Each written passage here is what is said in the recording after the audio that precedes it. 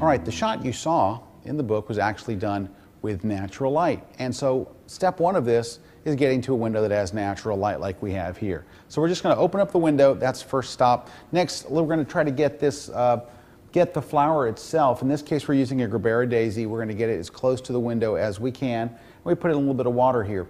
Now, we're going to use a macro lens for this shot. So there's all kinds of different macro lenses. This is actually a little bit of an older one, but they work great. But there's a couple things you want to know about working with macro lenses.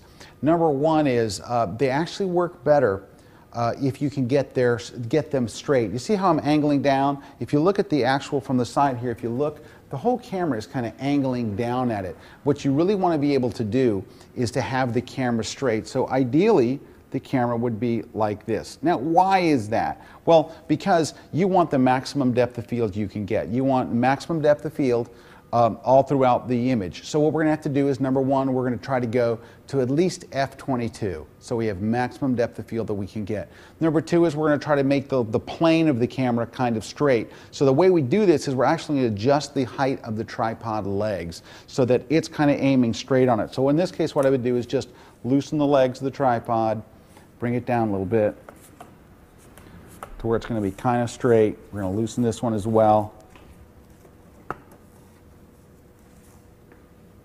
Get it kind of straight. How are we doing there? Pretty close, and then we'll come around to this side. Get this one so it's pretty straight on. That's about the hardest time I've ever had actually straightening my legs. There we go, pretty straight on. Now that we're there, you can get very, very close. It's a macro lens. You can get really, really, really close. But I'm using the Westcott pop-up background. Now, for the one that you actually saw in the book, I actually just bought a piece of felt. I actually went to the local fabric store and I bought a yard of just black felt. What's nice about felt is it absorbs light. And so I just took 2 clips and clipped it up just a few feet behind the back. Now today we have a black background that we can use, this pop-up one that we've been using all day, so I just thought I'd use that instead. So this is entirely lit with just light coming in from the window. It's north light, so it's a nice facing light. And then all we're going to do is we're going to kind of just aim at one part of this, because this is a close-up lens, this macro lens. And it's also a zoom, so I can kind of zoom in and get where I want it to. Now, one thing that you want to do with this, you must shoot on a tripod for macro shots. Any tiny little slight movement is going to make a difference. Also, if you have a cable release, I would definitely attach a cable release to make it so you can trigger it by pressing a shutter button. What if you don't have a cable release with you? Or what if Brad isn't standing by with a cable release like he's not standing by with one right now? Then here's what you can do. You can actually go into your menu and set it to do a self timer. And then when you press the shutter button, it's going to beep for a few seconds and take the shot for you.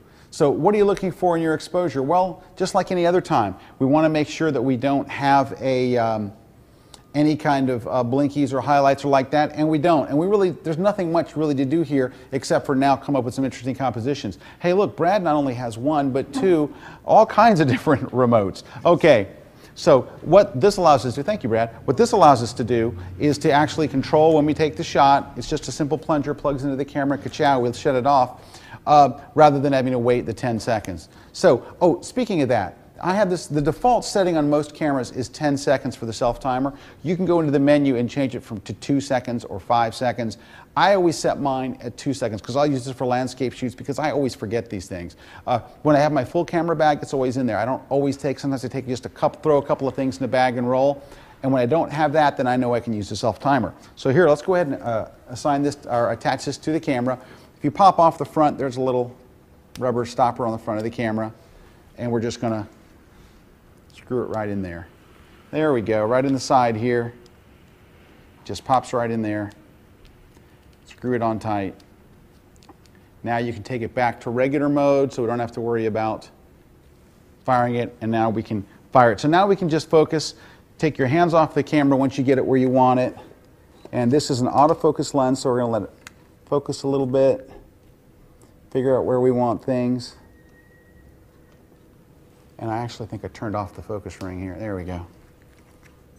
There we go, nice. And snap a couple of shots. And you can get back off a little bit. And of course, we're shooting the back side of the flower like I did in the book, but you can also shoot, of course, the front of the flower. And we also have some other flowers. I have a very nice calla lily. I'm going to go ahead and drop that in here real quick. While we're doing that, while they're getting that, I'm going to go ahead and see if I can get this thing to actually stay around. Since the bottom of this is going to be out of the picture, I could put a piece of gaffer's tape to just hold the front of the flower there, because it's not going to, let me see if I can get David to grab some gaffer's tape, because you can see it doesn't want to stay. It longs to go another way. But we'll get it, I'll hold it right there, and David's going to put a piece of gaffer's tape on that right there. Oops, let me just turn it back this way. Look at that. Amazing how compliant flowers come when they have a gaffer's tape. And let's go ahead and get a shot over here. Very nice. All right. Now we can get really, really tight on this. I'm going to really, really zoom in. You can see that the petals, when you focus on different areas, are going to go right out of focus. Let's kind of go over to the side here.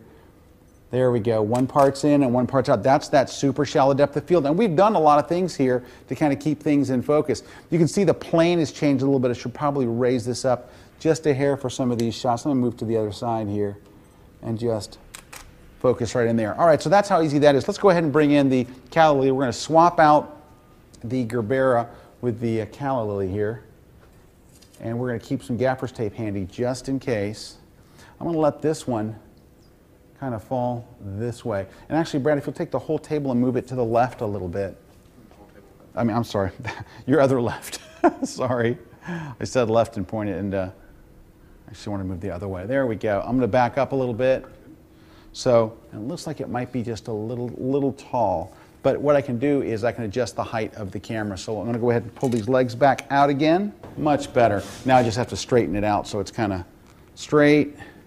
And then let me see what we've got as we zoom in and check out our calla lily.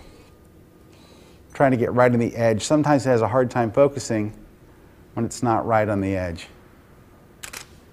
All right, nice. Now again, I'm keeping an eye on the highlights to make sure nothing blows out. Let me just turn this a little bit more towards the camera. I'd like to be able to shoot kind of into it if I can.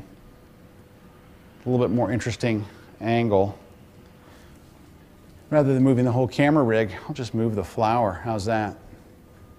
Something like that. So I'm kind of shooting right. I'll take my little bit of gaffer's tape, just tape it right on there like that. And then make sure that it's nice, tight.